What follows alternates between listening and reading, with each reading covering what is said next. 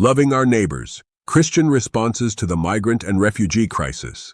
What does it really mean to love our neighbors, especially when they come from distant places, carrying stories of war, loss, and hope?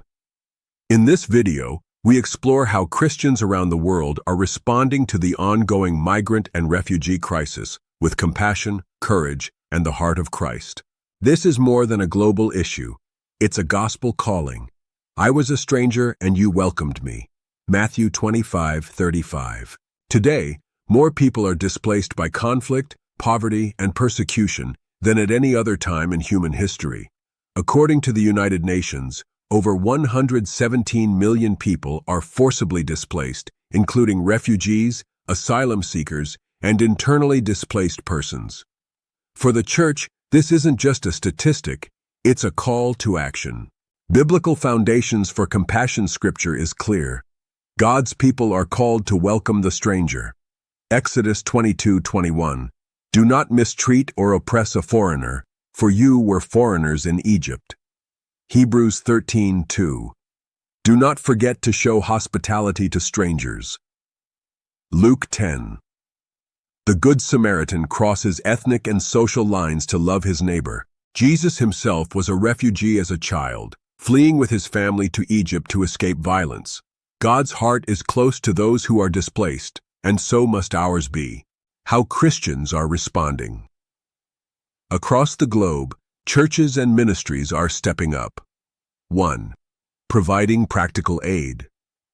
Christian NGOs like World Relief Samaritan's Purse and Catholic Relief Services are providing food and water shelter and medical care, trauma counseling and legal assistance. 2.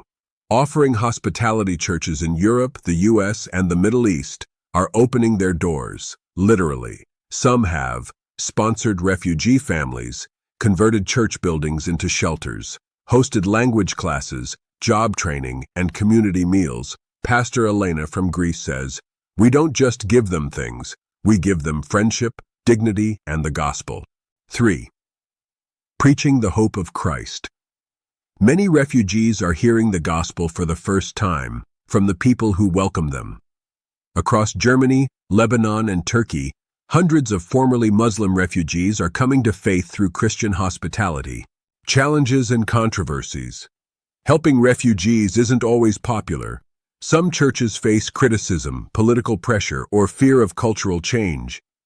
Others struggle with limited resources or burnout. But the gospel doesn't call us to comfort. It calls us to compassion. As one believer said, the risk of doing nothing is greater than the cost of caring. How you can help. Even if you don't live near a refugee community, here are 3 things you can do. Pray for displaced people and the churches helping them.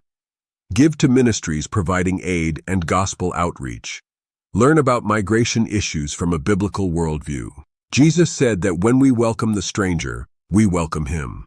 The refugee crisis is not just a political challenge, it's a spiritual opportunity. As the world debates borders, may the church build bridges, and as believers, may we see every stranger not as a burden, but as a neighbor loved by God. If you'd like to get involved, visit organizations like World Relief or your local church outreach program. Until next time, keep showing the world what true gospel love looks like.